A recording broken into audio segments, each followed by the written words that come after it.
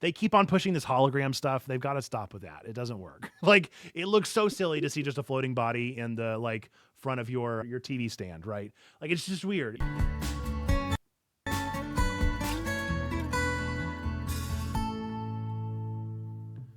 Welcome to Twig, your weekly geekly family-friendly news show that tackles everything from Meta turning everyone into Woody Allen to Fortnite helping parents out with some games in between. I am Nerd Pastor Nate. I'm really the pastor of Checkpoint Church, the church designed with nerds, geeks, and gamers in mind. If you are listening in on the podcast version of the show, be sure to give us a good review. Click that like if you're ever on YouTube, or come and listen live on twitch.tv/checkpointchurch every Tuesday night at 9 p.m.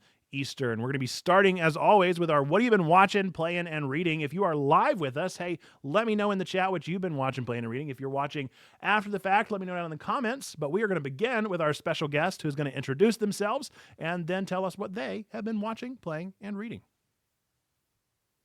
Hi, y'all. This is Trombone Dalek, most commonly known as T-Bone in this community. And I recently watched Pasta Apocalypse, which was absolutely hilarious, full of puns. Cam would have hated it.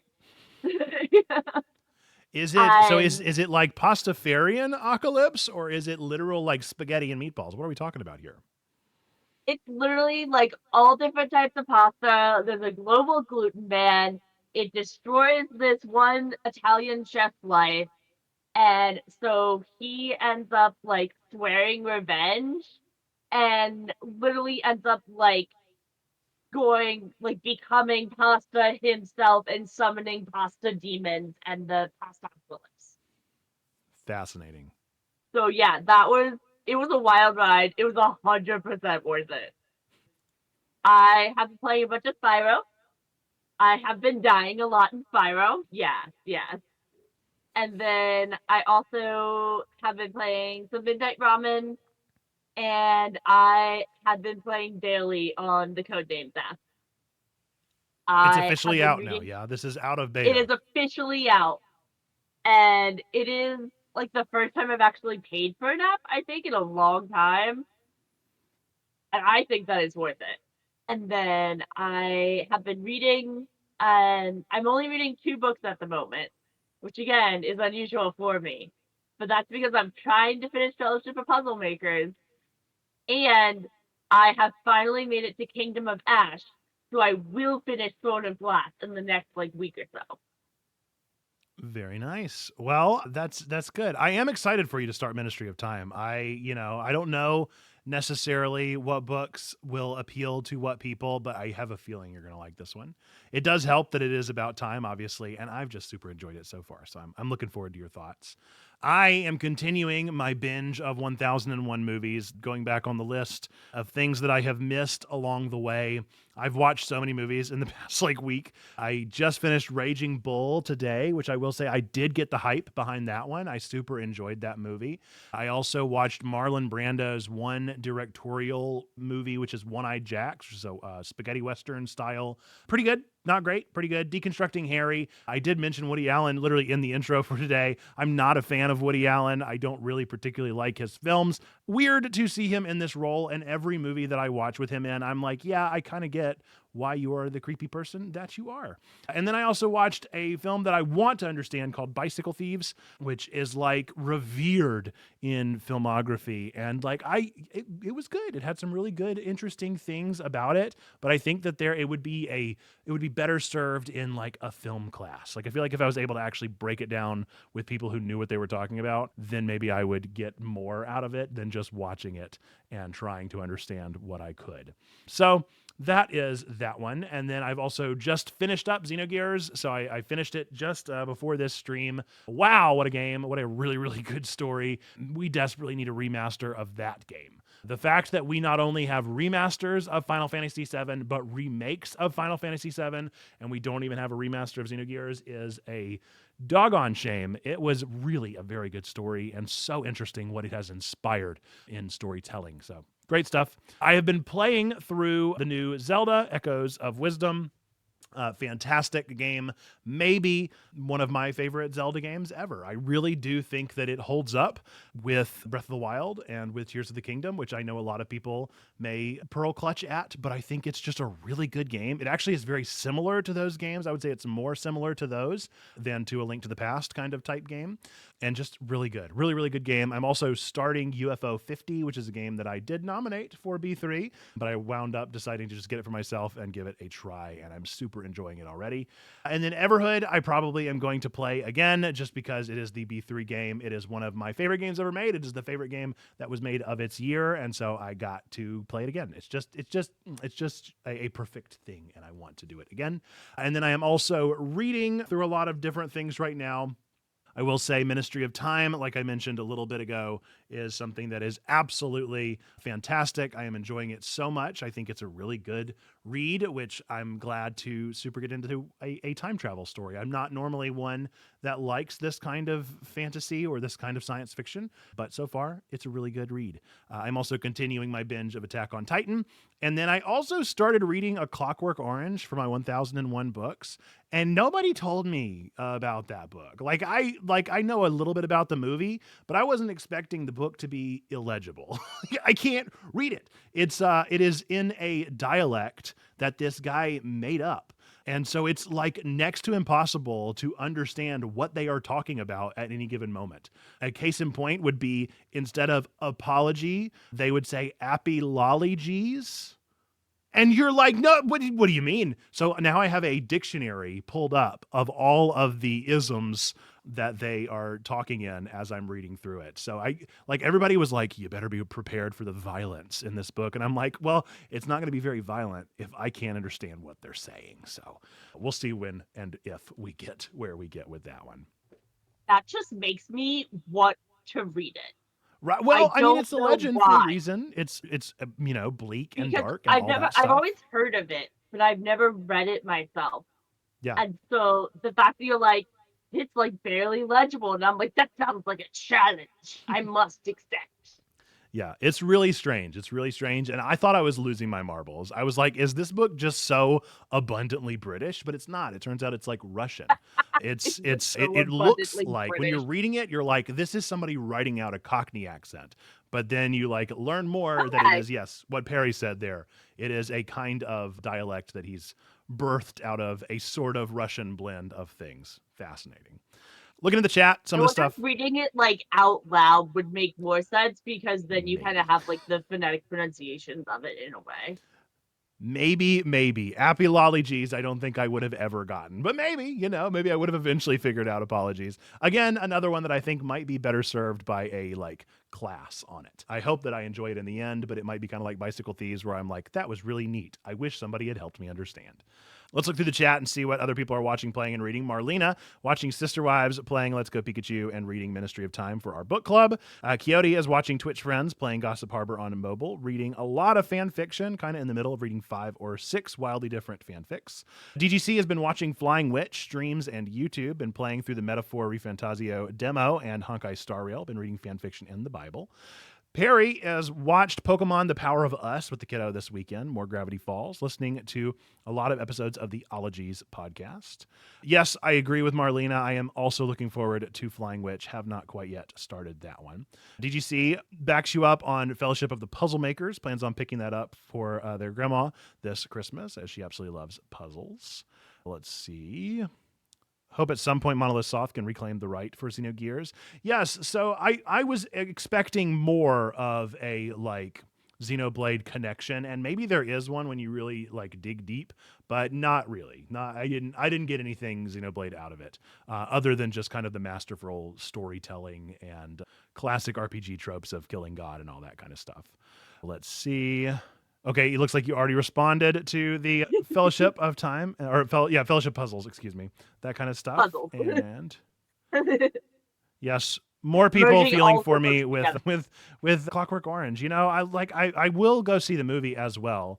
I do understand that the book version that I am reading has the ninth chapter, something like that. Something along those lines. No, it's not. It's the 22nd chapter because it's 3 chunks of 7, I believe, or something. I don't remember. I read it a week ago. But anyway, it has the extra chapter that Stanley Kubrick did not include in the film. So I am curious to get in to that one and experience the whole thing. That looks like just about everything except for Wizen here playing Robin Hood Sherwood Builders, which is decent.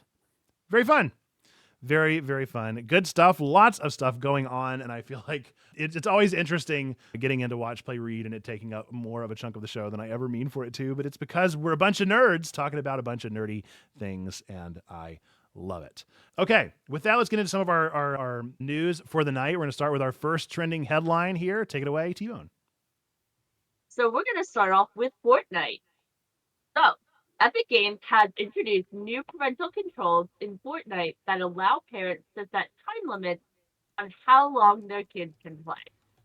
These tools include in-game pop-ups that notify players when they have 30 minutes left, as well as reports that track playtime. Once the time expires, players must wait until the next approved window to play again. These additions are part of a broader suite of controls that also let parents manage voice chat, filter mature language, and restrict purchases. The update comes as Fortnite faces ongoing concerns about video game addiction among younger players. Now, that last part of it really makes me wonder, like, how is Fortnite the only thing that people are saying that the youth are addicted to? Or is this just the main one at the moment that's in the spotlight?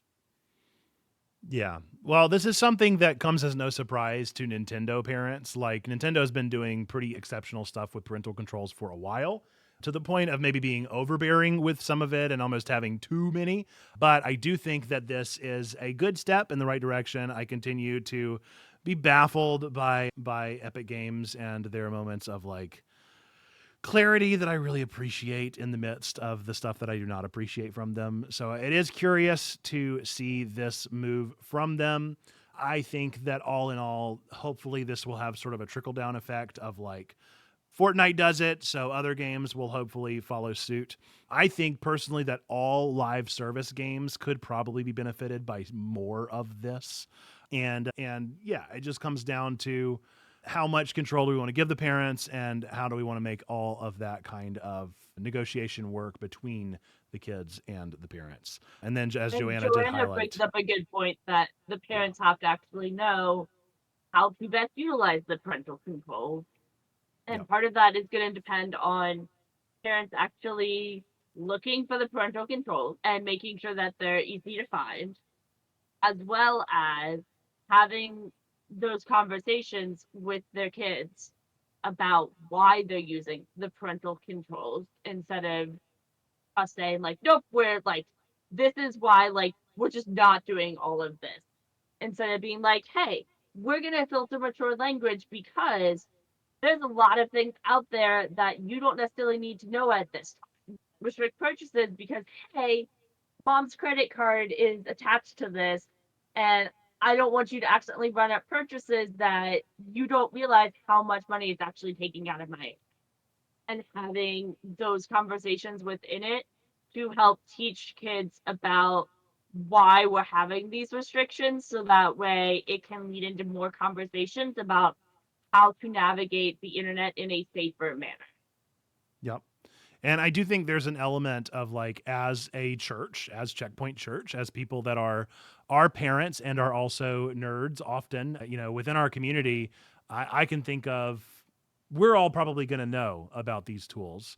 But I do wonder, should there be more of an impetus of like the church encouraging wise internet and technology use? What does it look like? Maybe Checkpoint should be leading the way and paving the way in what we believe would be effective and ethical use of these things, maintaining a healthy level of awareness around addiction and the reality of it, but also not overblowing any of it and making it out to more than it needs to be. So I do think there is an element of like, I wonder if the church can step in and also be impacted by this as a sort of trickle down experience of like, oh, this is happening. Well, maybe the church needs to talk about how to use it. And young adult groups and young parent groups can get together and talk about, well, what should we be doing? What kind of expectations should we be setting upon our kids? What is fair? What isn't fair? There's some really good resources out there, but I think that there can always be more. I think of Taming Gaming as being one that focuses on the parenting side of things. There is one that I can't remember her name. I have her Instagram handle in my head, but another one that is a psychologist kind of focusing on kids and technology. And so there are people out there doing it, but I feel like the church could do even more with it. Google also created Be Internet Awesome, which is teaching kids about how to navigate the internet in a safer manner and creating a lot of resources for parents as well. Absolutely. Lots of good stuff, and I just can't stand whenever it's Fortnite that happens to be doing the good stuff. But they will continue to pave the way because they are just the biggest entity and they are the ones getting the most attention. So I'm glad that at the very least they're making good changes so that others can learn from it and be shaped by it. This is one that I did not expect to talk about. I must admit I am not a follower of this VTuber. However, the VTuber Ironmouse has become the most subscribed Twitch streamer ever, surpassing Kai Cenat's previous record of over 306,000 subscribers. Ironmouse, known for her anime singing and variety content, reached 314,146 active subs during a subathon, with half of the proceeds being donated to the Immune Deficiency Foundation. Ironmouse expressed deep gratitude to her community, celebrating the milestone on social media. Kai Cenat, who set the record in 2023, congratulated her on her achievement, but hinted at a potential comeback. Ironmouse is a founding member of the VTuber group VShojo, which launched in 2020. And then something that this did not mention that I will include is that, as I understand it, Ironmouse herself is someone who deals with immunodeficiencies in her own day-to-day life. So not only was she raising funds for a specific foundation, but it is one that directly impacts her own experience of life. So being a spokesperson and being a famous spokesperson for something and then using your fame to better benefit things that will help others dealing with the same strife that you are stricken with, I think it's exceptional. I think it's a good story. I also think it's really interesting that Twitch is known for being only the gaming platform, and the fact that the most subscribed Twitch streamer is someone who's known for anime singing and variety content is something that's really cool as well, to show the diversity of what is available on Twitch. Absolutely. And I think that I am pretty sure it was last year's Game Awards. It may have been the year before that Ironmouse won the Content Creator of the Year.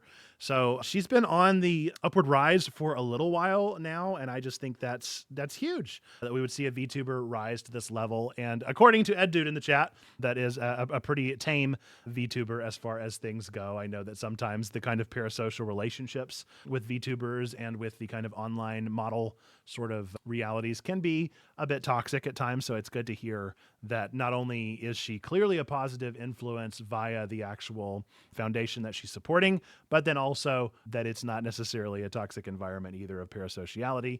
That's 2 thumbs ups from me. And maybe I'll have to check out Ironmouse. I don't really know. I don't really follow any Twitch streamer, to be fair. Like, I follow the news around Twitch streamers, but the Twitch streamers that I watch are the ones within our circle. I don't really go to the very famous ones too often. But good. So there you go. So some good news there to inspire and encourage folks about a big deal. I'm sure this will not be the last time that this record is broken. I still think, despite Twitches, they are continuing to churn out some of the best creators out there, and the subscribers continue to come. So we have yet to plateau, I think, on that number, as long as the famous streamers continue to be forged. All right. With that, let's get into our next and last of our initial news stories here. So Meta is back in the news. At Meta Connect 2024, it revealed its first prototype for augmented reality glasses called Orion. These glasses resemble thick-rimmed eyewear, but project virtual objects onto the real world, similar to mixed reality headsets like the Quest 3. Powered by Meta AI, Orion can recognize surroundings and display digital interfaces, such as identifying ingredients and showing recipes. These glasses are controlled hands-free using an EMG wristband, eye tracking, and voice recognition. With a 70-degree field of view, Orion boasts the widest AR display for its size, though it's not yet ready for consumer release. Meta aims to improve AR quality, reduce size, and make future versions more affordable. What were your thoughts when you heard about this, Nate? I thought it was pretty terrifying. I think that AR technology continues to massively intimidate me with the reality of AI. And so those two things kind of hand in hand tend to freak me out a bit. The thing that I think is the scariest about these is yes, they are bulky and audacious, but they are so small. Like in the grand scheme of things compared to a headset, they are nothing. I'm sure that they burn hot.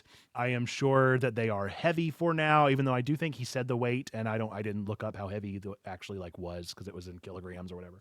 But I think that for now we're okay, but I think this is going to be normative sooner than I am comfortable with. I think that AR has a potential to be the future of cell phones and can be what cell phones will become, where we'll just be updating our AR glasses every year. And that'll be what is contained within our ecosystem of our contacts and our phone and all that sort of stuff. I will say I am not a big fan of Meta in general, but I would be hard pressed to say that they haven't done a good job with the Quest technology. I think that they did a good enough job with Quest 3. I was impressed with it, and this one seems to be similarly impressive. While I may not be a big fan of their social network and the things that they've created there, I do think they're doing pretty powerful things for AR and VR and seem to be continuing to push the way of the future with those. So yeah, I do think that Mark Zuckerberg maybe made a bit of a hoopsie and shouldn't have probably said that it was going to be a neural interface. In the presentation, he said that you were going to control this thing via a Neuralink. And what he meant was an EMG wristband. And like, he's not wrong. Same thing. He's not wrong. It is a neural type of link. It is something that is within the like nervous reaction, the nervous system reaction. But like, we know what we mean by Neuralink. So it's like you said the word you shouldn't have said. You made us think that you were teaming up with Elon or whatever, and we're planning on implanting in our brain, like when you were just talking about a wristband, which I think is a much more responsible and slower way about controlling these kinds of things. Yeah, I think that it's interesting to see the potential that this could have for accessibility and for the disabled community, but there's already so many other things out there as well, and that people are continuing to work on. I will be interested to see what Meta describes as affordable as well, and what that price range actually is at. Kyrie brings up a good point of visual searches and privacy concerns, which is definitely something that makes me a little skeptical because Meta hasn't always been the best with handling privacy and consumer information. And so it'll be interesting to see how they handle that moving forward and what the terms of service actually entail within it as well. Yep. Yeah, I agree. I think that there's always going to be these kind of concerns. There's always going to be these things that come up. And we just kind of, unfortunately, are at the beck and call of like, we can stand where we can stand, we can do what we can do, but at the end of the day, we're sort of beholden to whatever technology brings us, and we have the ultimate choice of like, do we use it, do we not use it, and how do we interact with people who do choose to use it and choose not to use it. I would say that in regards to your like pricing concern, I have a feeling, given the history of fair and equitable pricing for the Quest, I wouldn't be surprised if they actually do genuinely mean affordable. I'm not saying it'll be cheap, but I think that it will probably be close to at cost whenever the Quest has sort of been around there. I'm sure, I'm not saying they haven't made any profit, but I think they've taken certain things at a loss for the amount of technology pumped into them. Whereas Apple probably showed more along the lines of like, this is what we should have paid the employees that made this thing, and it was outrageously expensive. Yeah, who could say? I am still not on the bandwagon for AR VR. I have a headset. I have used it for all of an hour. I have honestly probably used more AR than VR, and most of my AR has been through my phone that I have been content with. But I don't know. I'm sure I won't make the leap for quite a while, and I would prefer if it were any other company than Meta. We'll see. We'll see where this one continues to go and form. But it was a pretty haunting presentation. If you haven't had the chance to watch it, it's very eerie to see the things that he says and the way that it interacts with other people. They keep on pushing this hologram stuff. They've got to stop with that. It doesn't work. Like, it looks so silly to see just a floating body in the like front of your not dresser, what am I thinking of, like your TV stand, right? Like, it's just weird. Stop trying to do it. I don't know why Mark Zuckerberg is obsessed with the holograms. It doesn't do what you think it does. You need to calm it down, but he doesn't, and that one in and of itself probably needs to go the way of the dodo. But until then, we'll continue to see what they progress with. Do let us know your thoughts on this in the chat, folk. Let us know what your thoughts are around the Orion glasses. Would you wear them? Would you get them? Would you consider them at this size? Would they need to be a little bit smaller? Let me know what your thoughts might be. With that, we're going to get into our main topic for tonight, which is going to be a recap of the Sony State of Play. This, of course, happened like the hour before Twig last week, so we didn't have a chance to actually address it during Twig, but there were a lot of things that were announced that we can get into. I will go through them pretty quickly, and then Trombone and I can just kind of highlight the things that are the most interesting to us from that. We got the highlight of the night being a Ghost of Yotai being announced as the sequel to Ghost of Tsushima. We got Horizon Zero Dawn Remastered announced. We have Monster Hunter Wilds getting the release date finally of February 28th of next year. Really soon for Astrobot DLC to be announced, and even sooner, the fact that it will be released in this fall. Got a look at a game called Midnight Walk, which was a spooky kind of ragdoll looking game from the same people who made Lost in Random, which I don't think that was I don't think that was Demondays. I think that was the thing we did way before Demondays. We I played played Lost in Random. So that was a really interesting game. Game Pass game, may still be a Game Pass game if you like that. It's kind of a game of chance, sort of D&D-esque, mixed with like Alice in Wonderland kind of feeling game. Good stuff. Hell Is Us, another game we got to look at, a Souls-like. They shadow dropped Pal World on the PS5 out of nowhere. Arcade Chronicles, another Souls-like. Lunar Remastered, I never played the Lunar game, so I didn't really get anything out of this one. Same goes for Soul Reaver 1 and 2, Legacy of Kain. We got to look at the Final Fantasy Teams project, Fantasia Neo Dimension. Got another, I think this might have been the date announcement, or maybe it was just another look at LEGO Horizon coming out on November 14th. The Towers of Agazba is getting early access in November for folks that are curious about that kind of town sim. Fear the Spotlight is Blumhouse's game that I am particularly curious about. I'm more interested in the pixelated one that they're working on, but I think this is curious enough, kind of PS1 graphic style. We got another look at Alan Wake 2 Lake House Expansion being released this month now.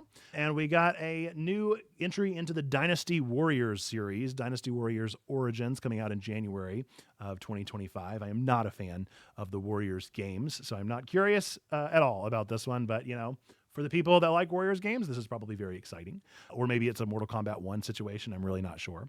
And then we got a look at 2 VR games, Metro Awakening. So from the Metro Exodus series, we now have a VR game entering into that universe. And then Hitman 3 VR Reloaded for people that are still somehow managing to get into the Hitman 3 game. Man, they have milked that game for as long as they humanly can. I can't imagine them making anything else with that game. It's going to be time for Hitman 4 before they do another thing with it, or another remaster, another reboot. So out of all those games, Trombone, which ones got you go? Which ones got your attention here? I am interested in Midnight Walk because I really enjoyed Lost in Random. It was a good game. Like, the cinematic of it was really great, and the quality of it and the gameplay and all of that combined together. Like, if someone can do that really well, then they're probably going to do that really well on another game that they create. Yep. Yeah, I agree. I'm hoping it'll be better in every way, which Lost in Random was already good. So it's like, I can't imagine it being a step back in any direction. I hope they're able to continue diving into it. And it's been a little bit. I mean, Lost in Random has been on Game Pass for a while. So I think that it's something they've clearly taken their time with. So I'm looking forward to what that one does. I am excited about Astrobot getting the DLC. I think that that's a great call and clearly needed. We did get it pretty quick. I wasn't expecting it to come out that soon. Seems to me like they knew it was going to be a wild success, which granted, Astro's Playroom was such a success. I'm sure that they probably had a good idea that it was going to be what it was, but who could have really said? Like I said, the big highlight of the night was Ghost of Tsushima 2, Ghost of Yotai, however it is pronounced. I couldn't pronounce Tsushima either, so they refused to make a game that is pronounced. But it has been all over the soapbox water cooler talk of the internet for the past week, given that the protagonist is going to be a female samurai this time, or a female ninja, I'm not even sure. But they're going to be the ghost this time. And people are, of course, up in arms over this and whether or not it's the right call to make a female lead in this type of game. And it's easy enough for me to say, like, it's a story. It's their story to tell. They get to tell it how they want to tell it. Like, that is a game developer's right. And I think it was either the director of the game or maybe it was just somebody from PlayStation that said, like, hey, you don't like this game? You should go make one. You should go make the game. If you want a game so bad, then you should do it. That's kind of where I'm at, is like, this is the game we're being given. People really liked the first game in the Ghost Now duality. So, like, let's wait and see what it's going to be like and experience it for what it is going to be.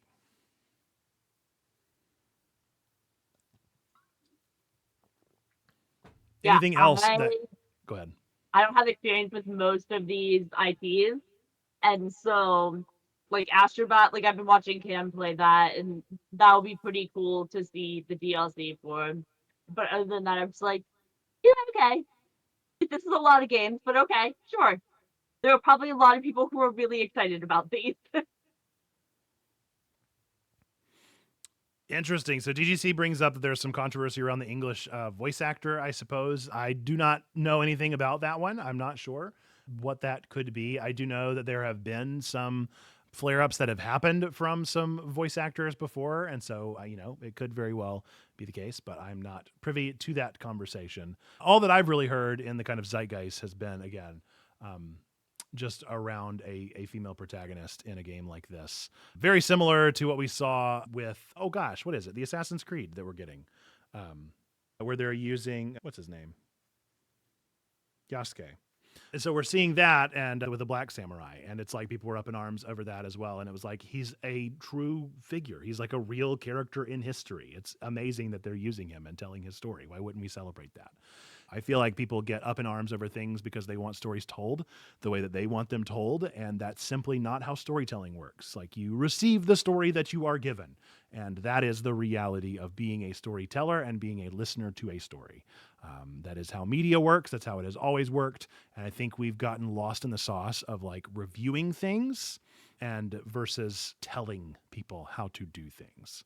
Like, there is a difference between experiencing something and offering up your like subjective experience of it versus telling creators how to create. Like, that's simply not how the relationship works. Maybe that's another extension of parasociality. That definitely goes into the parasocial relationships that people have as well, for sure, and that plays a role in it. But at the same time, like, people are telling stories, and the wider perspectives that we can get on similar or same stories, the more we're going to understand the full picture of something.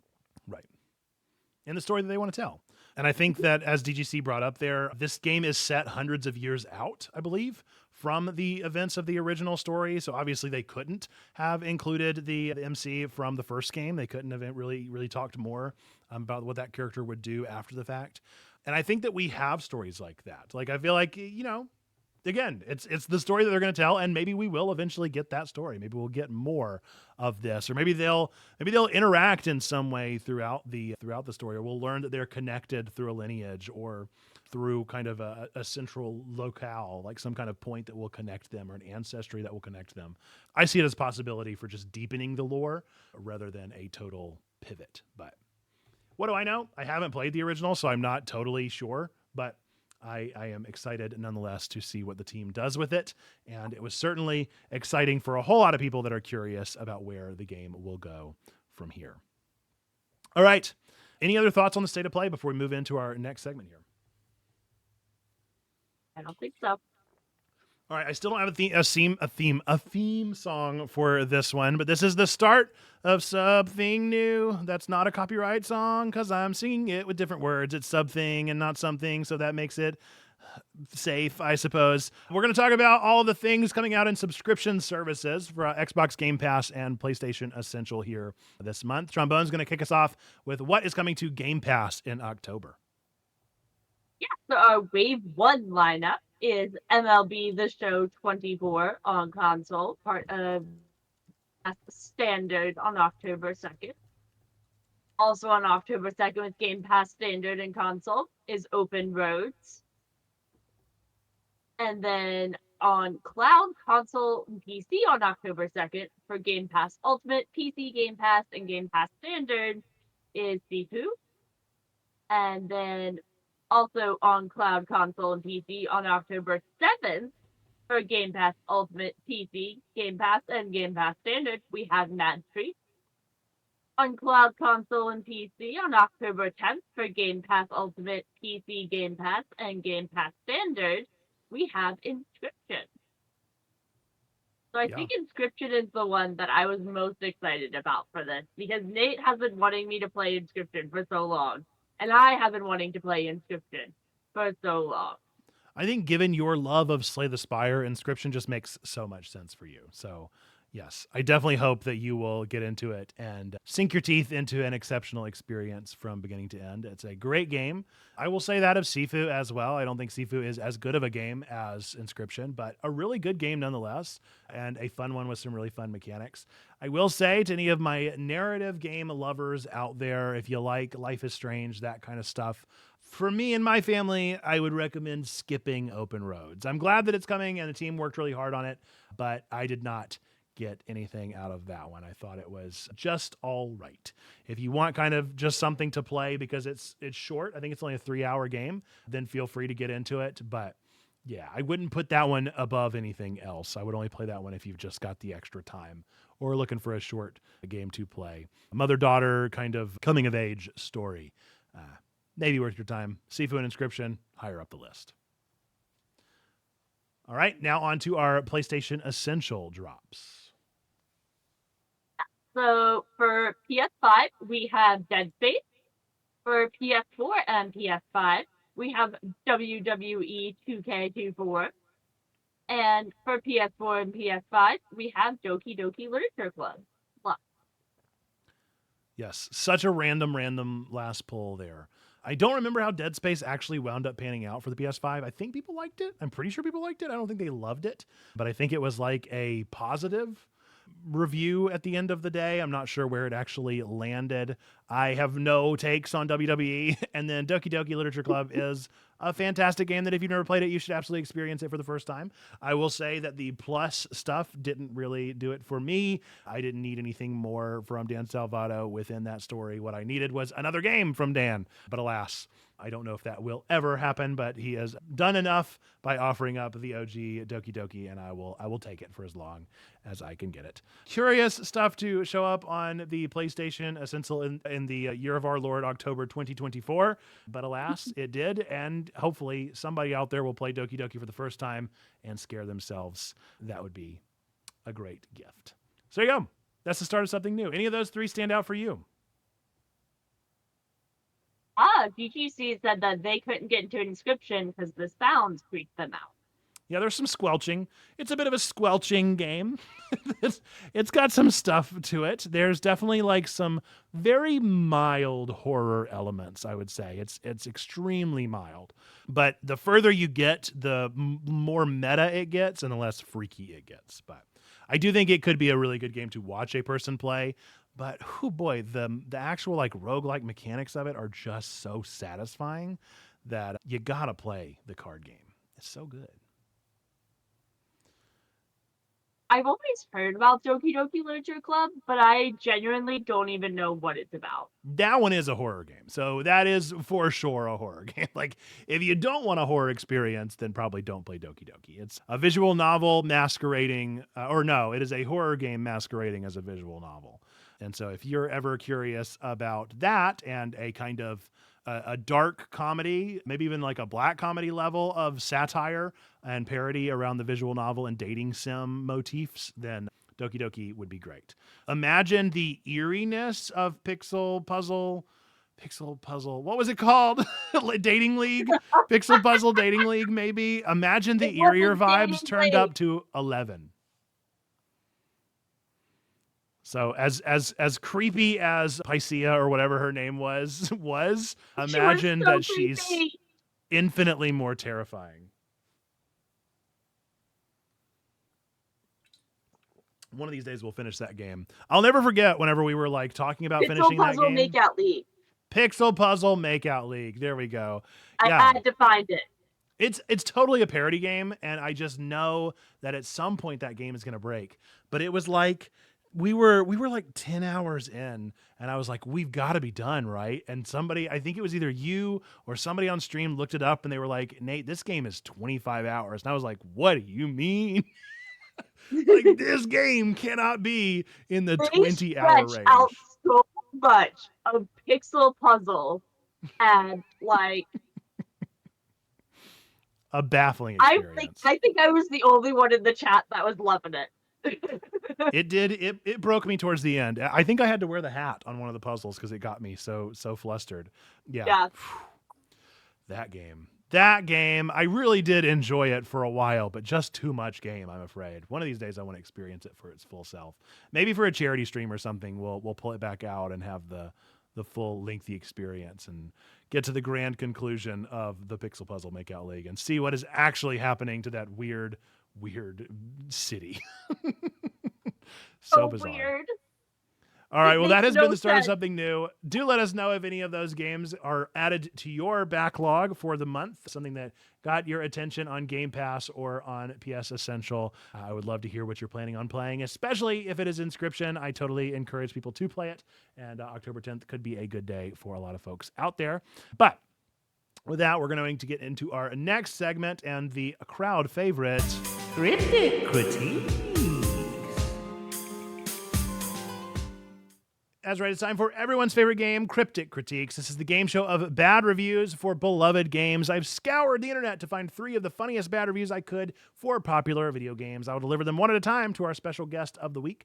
Play along with us, see if you can figure it out before we get to that third clue. But if you are watching live, remember, do not send in your guess until the guest has given their final choice at the end of the third prompt. A good way to play it might be to put like your guess at the first clue, your guess at the second clue, the guess at the third clue, and then don't hit enter and send it until you get to until we give Trombone an honest try. So, T-Bone, are you ready? You made sure this is something I know, right, Nate? Yes. All right. Yes, I am 100% certain that you know that this game exists. Okay. All right. So let's get into the first clue, which is bought it, refunded it, went back to playing Hollow Knight. I bought it, I refunded it, and went back to playing Hollow Knight. This is somebody that did not have a good time. Cells. Dead Cells is what you said? Yeah. All right. A pretty solid start, Dead Cells. Let's see if the second one changes it up at all. Had a couple of fun gameplay concepts and gorgeous art, but I got stuck once and I really didn't know how to proceed. Honestly, could still kind of be Dead Cells. It's not. It's not to Dead say, Cells. like, it still could be Dead Cells. I don't know. Let's do the third one. All right, third and final clue here. Watch a Let's Play, then go play the sequel. This one is barely a passing title. Equal. So the clues in order again. Bought it, refunded it, went back to playing Hollow Knight. Had a couple of fun gameplay concepts and gorgeous art, but I got stuck one time and I didn't know how to proceed. And then watch a Let's Play and go play the sequel. This one's barely a passing title. Ori and the Blind Forest, and then the sequel is Ori and the Will of the Wisp. You got it. It is indeed Ori and the Blind Forest. Chats in the clap.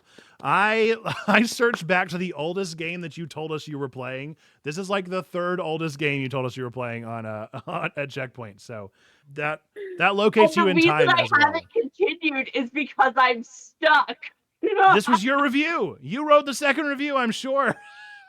I'm sure I did. I don't hilarious. remember like leaving a review, but I definitely wrote that. That's great. Yeah, Ori is definitely I'm not going to call it a overhyped game because I do think Ori is fantastic and is gorgeous and I love a Metroidvania. And I think it has got a bunch of unnecessary hate, but I do think that it could become overrated if people talk about it too much. It's one of those. It's one of those where it is a legend, but if you talk about it too much, it's kind of like a Hollow Knight, honestly. Like Hollow Knight is, I think, as good as Ori, if not better, but it is one that if you overhype it, it's going to make the experience worse. I will say, if it wasn't for the sequel comment part of it, like, I still would have picked Dead Cells because it really fit in with Dead Cells. Yeah, it works. Dead Cells absolutely worked. So there you go. Now you know that I actually do thoughtfully craft this game. I try my best to think of like, what could this hint tell the person about this game? And that was supposed to let you know that it has a sequel. So that was going to at least limit your options a little bit more. It's like playing that game, like, what was it called? Guess Who, where it had all the faces and you would flick over the faces. Yeah, Guess Who. It's like playing that, only I don't get to know what you think about the reviews until we're live. So I just have to hope and pray that I gave enough details. You have all the options and you flip them down. And instead, I'm just flipping through my brain of all the games that I know and trying to actually put them in categories. Whereas I'm not good at separating games into categories, and I'm constantly asking, what genre is this in? What does this genre mean again? Yeah.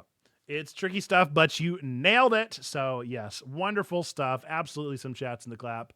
Love to see it. With that, let's get into my personal favorite segment of the show. At this point in nerd history.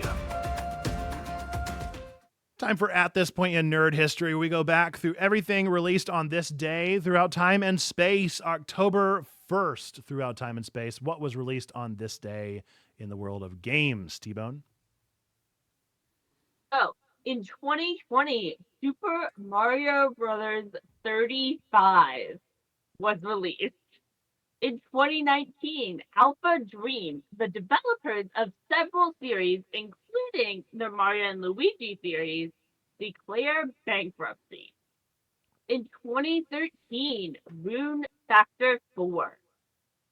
In 2007, Legend of Zelda Phantom Hourglass was released in North America for the DS. 2004, Pokemon Fire Red and Leaf Green was released in Europe for the Game Boy Advance. 1999, Final Fantasy VIII. 1998, Grim Fandango. 1997, Donkey Kong Land 3 was released in North America for the Game Boy. 1995, Super Mario World 2 Yoshi's Island was released. Also in 1995, Twisted Metal was released. In 1994, Super Punch-Out was released.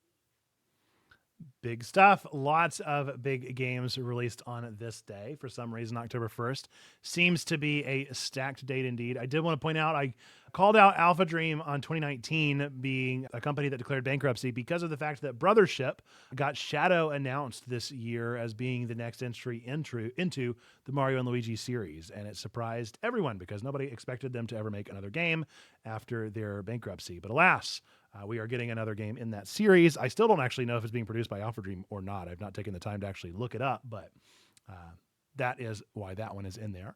In the world of television, in 1962, Johnny Carson began hosting The Tonight Show on NBC TV, where he would remain for 29 years.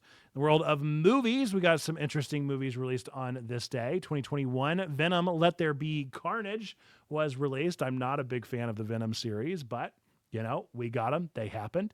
2010, speaking of Orion, Mark Zuckerberg's The Social Network was released. Not particularly the best story of him, but, you know, a movie that is important to know about. And then in 2004, Shark Tale. I don't really remember much about Shark Tale other than the car wash. Shark Tale. Yeah, it was definitely a movie that happened that was an important one that I only remember very little snippets of. And if I watched it, I imagine it would be a fever dream of nostalgia, that I would remember all of the things after watching it, but I bet you I haven't seen it since 2005. 1968, Night of the Living Dead, the iconic film, premiered in Pittsburgh, Pennsylvania on October 1st. Great time to air The Night of the Living Dead. About 30 days too early, but around then. All right, into the world of random. We got some random ones too. Lots of facts today. All right, so 1982, Epcot, the experimental prototype community of tomorrow center, opened in Florida, and the concept was planned by Walt Disney. 1971, Walt Disney World opened in Orlando, Florida. 1940, the Pennsylvania Turnpike opened as the first toll superhighway in the United States. 1908, the Model T automobile was introduced by Henry Ford. The purchase price of the car was $850. In 1880, Thomas Edison began the commercial production of electric lamps at Edison Lamp Works in Menlo Park. Lots of fun facts. I did not know what Epcot stood for until today. I have never bothered to I look knew it it was an acronym. I did not remember what the acronym was. So now we know. Experimental Prototype Community of Tomorrow, which does explain the ride itself. Like the experience that you get on Epcot makes so much more sense after you realize the title. Very interesting. And the fact that it would have launched on the anniversary, which the 11th anniversary of Walt Disney World, is a fun fact as well. And then I have very little knowledge of cars, but I do know the Model T, and that is a pretty big deal. And I had to put that one in there because of the fact that the purchase price was $850. And whew, isn't that a dream? Isn't that something to see? Isn't that a number to envy? Granted, inflation, still not what we pay for cars. Alas. That's been our fun facts and our interesting things that have come up. Do let us know if you found any of those facts particularly interesting or fun. I love this segment of the show and always enjoy the things that come up. So do let me know if you enjoy it as well. But with that, we're going to get into our penultimate segment of the show.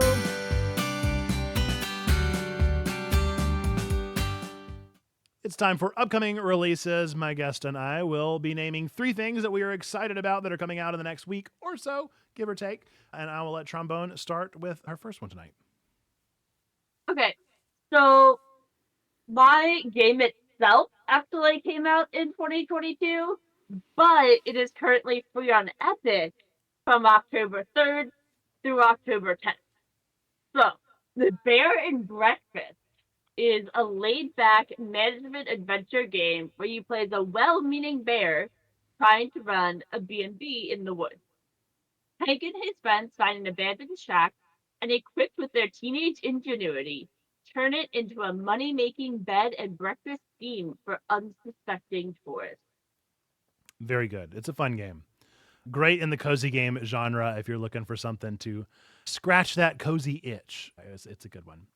My first game is Phoenix Springs. Lose yourself in the mystery of Phoenix Springs, a modern point-and-click set in a striking neo-noir world. Begins with an investigation. Find your brother Leo. You already know where it ends. I don't know where it ends. That is an ominous description for this game, but it is what the people put in there. I am hoping not to be hurt by this one like I was by Lorelei and the Laser Eyes, that everyone loves, that I still don't get. But this is another one of those mystery games that I am particularly excited about, and I've been waiting on it a long. Do you play any games that don't hurt you in the end? That's true. Yeah, they always, somewhere along the line, they stab me in the heart.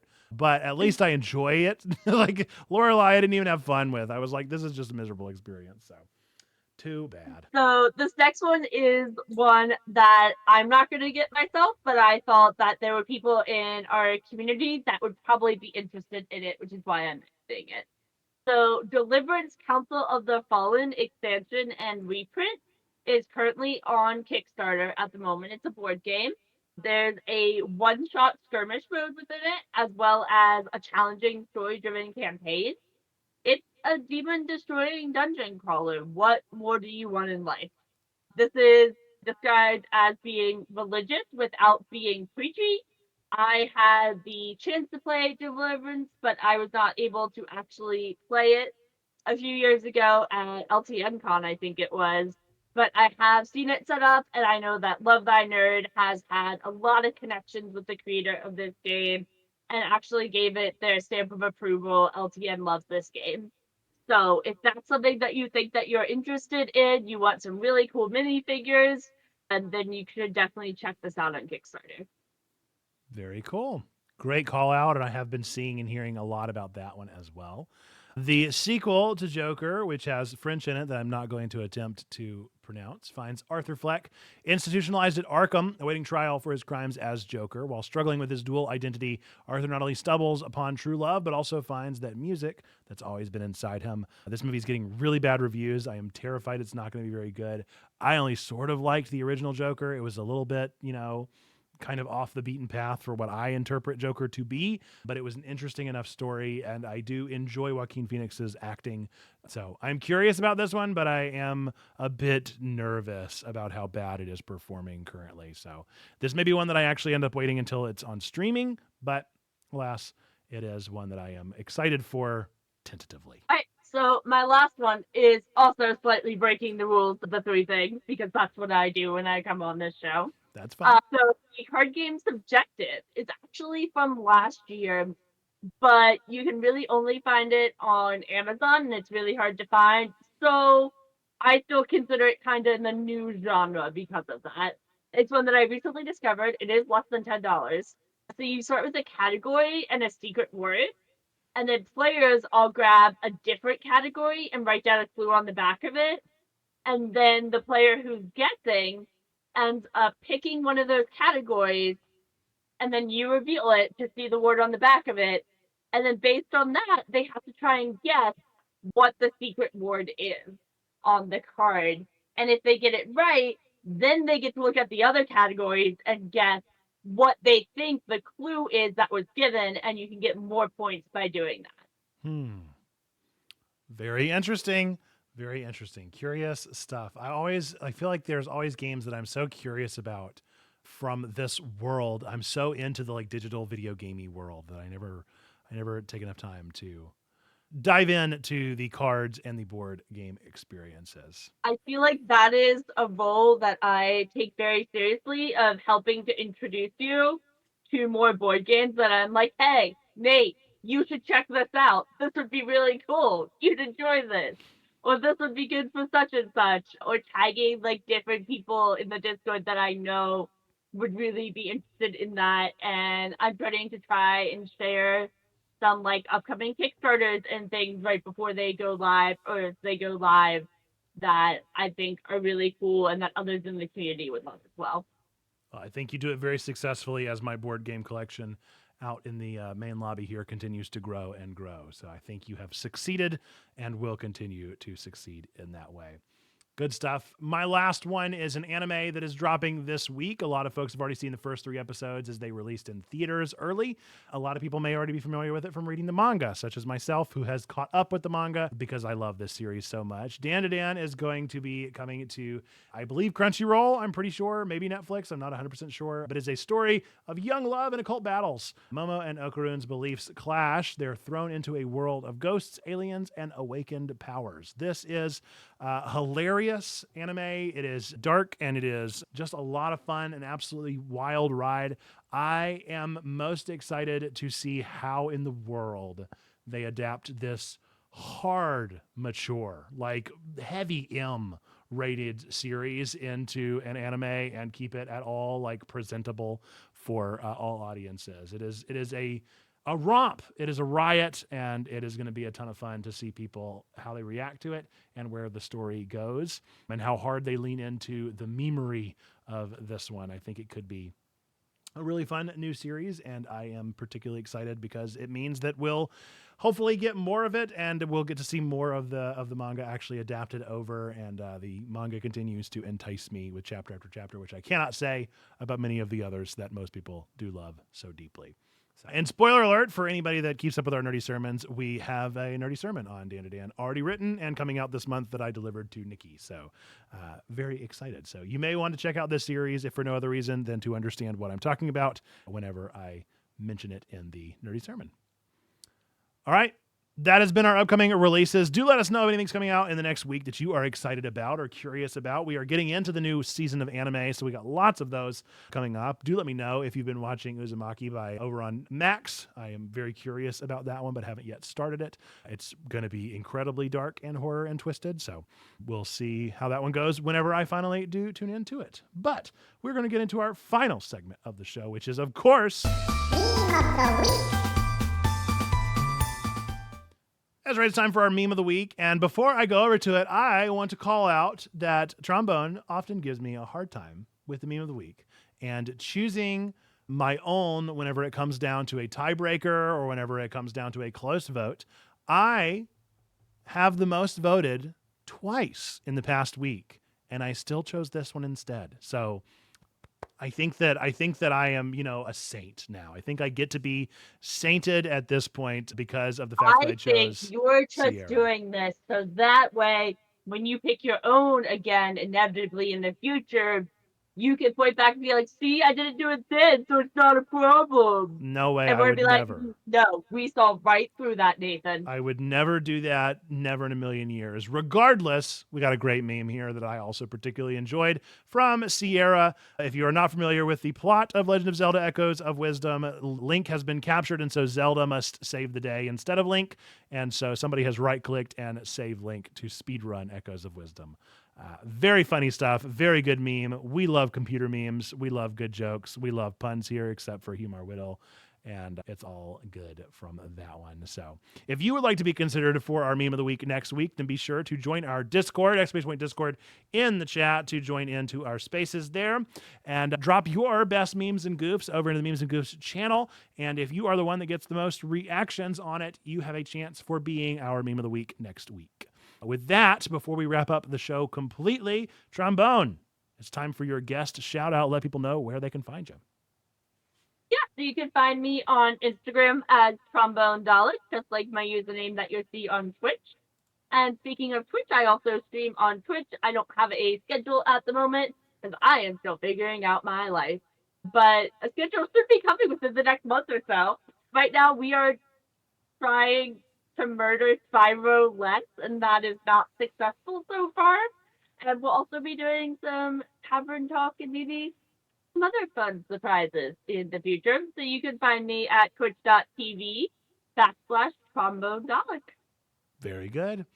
Love to hear it. Well, with that, folks, this has been Twig, your weekly, geekly, family-friendly news show delivered live on twitch.tv/Checkpoint Church each and every week, keeping your family connected to the world of nerdy news. If you watched this far, hey, you probably liked this one. So remember, give us a 5-star on your favorite podcast reviewing app. Click that like button if you're ever on YouTube. Recommend the show to all your favorite nerds so that more people can know about us. We appreciate all of those things. Folks, we do appreciate everybody that watches the show, that likes the show, that shares it, that comments, that does all of those SEO producing things. But we do have some people that support this show financially over on Twitch by subscribing. And so we want to give a special shout out to our subscribers. We've got Tina Christina P, DGC 121996, Deacon Shannon LS, Mindful Marlena, Zando Calrissian, Nerd Pastor Nate, Sugar Haiku, Perspectively, Animal Art, Wizen Lemur, Maybe 30 Bats, Jate Live, Gobi Church, Joanna the Scribbler, Trombone Dalek, Buish the Sunny Money, Akeem 4752, Twilight 27, Coyote 42, and Stinky Pigs 633.